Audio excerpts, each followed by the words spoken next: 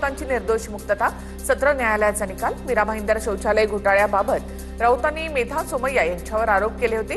मेधा सोमय्यांनी राऊतांवर ठोकला होता मानहानीचा दावा. सत्र न्यायालयाच्या निकालावर विरोधामध्ये आम्ही मुंबई उच्च न्यायालयामध्ये दाद मागणार.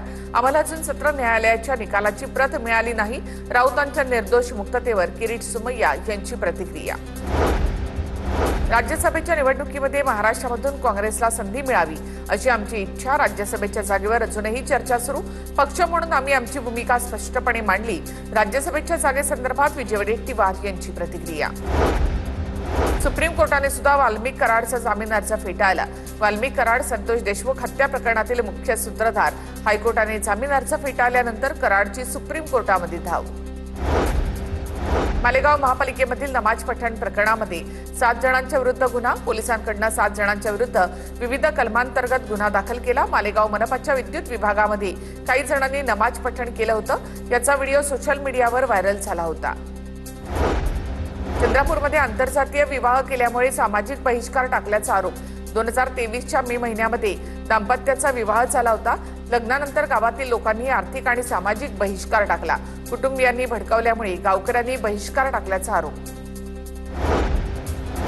कांदिवलीमधील बालभारती कॉलेजचं नाव गुजरातीत लिहिल्यामुळे वाद. मराठीमध्ये कॉलेजचं नाव असावं असा मुंबई विद्यापीठाचा आदेश असूनही बालभारती कॉलेजचं नाव गुजरातीमध्ये. कॉलेजवर कारवाई करण्याची ठाकरेंच्या युवासेना पदाधिकाऱ्यांची मागणी. कांदिवली येथील बालभारती मगनलाल जे पंचोलिया कॉलेजला विद्यापीठाची नोटीस. गुजराती भाषेमध्ये नाव असल्यामुळे विद्यापीठाची नोटीस. अहिल्यानगरमध्ये कम्युनिस्ट पक्षाच्या लॉंग मार्चचा 3रा दिवस. संगमनेरमध्ये आंदोलकांचा प्रांत कार्यालयासमोर ठिय्या. राधाकृष्ण विखे पाटलांच्या लोणी गावामध्ये मोर्चा धडकणार. आंदोलकांचं शिष्टमंडळ आणि सरकारच्या मंत्र्यांमध्ये काल बैठक झाली होती. धाराशिव जिल्हा परिषद अध्यक्ष निवड प्रक्रियेला वेग. 10 तारखेला जिल्हा परिषद अध्यक्ष आणि पंचायत समिती सभापतीची निवड होण्याची शक्यता. जिल्हाधिकाऱ्यांनी अध्यक्ष निवड प्रक्रियेबाबत अधिकाऱ्यांची बैठक घेतली.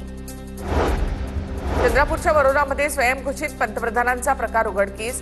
फॉर्च्युनर गाडीवर देखील पंतप्रधान असं लिहिलं होतं. पोलिसांना पत्र देत पिस्तूल आणि अंगरक्षकांची मागणी केली. मागणी पूर्ण न झाल्यामुळे ठाणेदाराला बदलून नव्या अधिकाऱ्यांची नियुक्ती करण्याची देखील मागणी केली.